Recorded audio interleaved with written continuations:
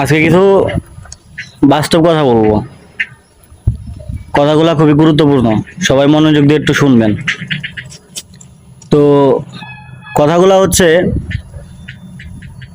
আপনার ID card দিয়ে আপনি যদি কোনো সিম উঠান, তো সেই সিমটা যদি হারিয়ে যায় তাহলে আপনি কি করবেন?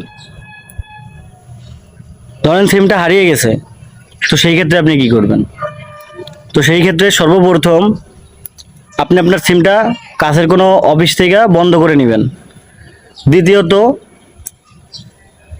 আপনি জিডি করেন থানায়, আর তা না হলে আপনার সিমটা আপনি পুনরায় উত্তোলন করুন। কেন বলতেছে এই কথাগুলো? কিছুদিন আগে আমার এরকম একটা সিম হারাই গেছিল। তো সেই সিমটা আরেকজনের কাছে ছিল। তো সেই সিম দিয়ে সে একটা অকারেন্স করছিল, যার ফলে অবভিয়াসলি যেহেতু আমার আইডি কার্ডে সিমটা তোলা, তো আমি তো সেই ক্ষেত্রে জিজ্ঞাসাবাদের সম্মুখীন হব। তো সেমটাই করছিল।